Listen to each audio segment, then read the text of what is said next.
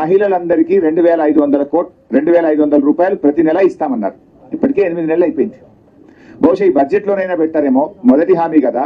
ఈ రాష్ట్రంలో ఉన్న మరి దాదాపు 1.5 అక్కా చెల్లెలు ఎదురు చూస్తా ఉన్నారు.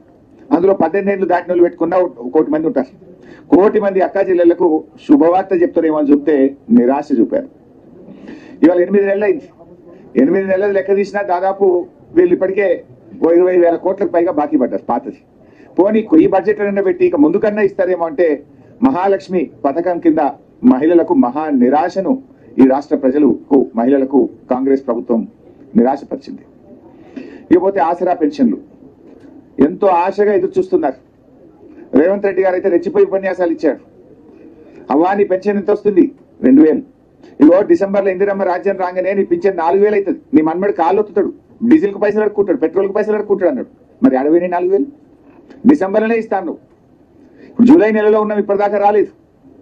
కాంగ్రెస్ పార్టీ నాయకులు ఎన్నికల సమయంలో ఇంటికి 2 పింఛన్లు ఇస్తాం, అవ్వకిస్తాం, తాతకిస్తాం, నౌకరున్నా ఇస్తాం, కొత్త పెన్షన్లు ఇస్తాం, అర్హులందరికీ ఇస్తాం, 4,000 ఇస్తాం అని ఉదరగొట్టింది కదా. 100 రోజుల్లో ఇస్తామని బాండ్ పేపర్ మీద రాసిచ్చింది కదా. ఏమైంది మీ బడ్జెట్ లో? ఎందుకు పెట్టలేదు అని నేను అడుగుతా ఉన్నా. అంటే ఇవాళ పేదలకు మేము ప్రాధాన్యత ఇస్తాం, మాది పేదల ప్రభుత్వం అన్నారు కదా. మరి ఇంతకంటే పేదలు ఎవరు? ఆసరా పెన్షన్ అందుకునే దానికంటే ఇంకా నిరుపేదలు ఈ రాష్ట్రంలో ఎవరైనా ఉన్నారా?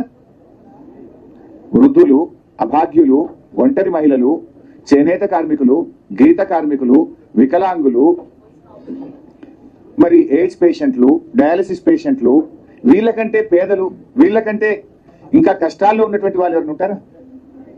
అంటే మీరు అత్యంత పేదలే వీళ్ళు. మరి మాది పేదల ప్రభుత్వము, మాది పేదలకు ప్రాధాన్యం అని చెప్పుకునే అర్హతనే మీకు లేదు. అత్యంత పేదలైన అవ్వాతాతలను, ఆసరా పెన్షన్ లబ్ధిదారులను, వితంతువులను, ఒంటరి మహిళలనే మర్చిపోయింది ఈ ప్రభుత్వం.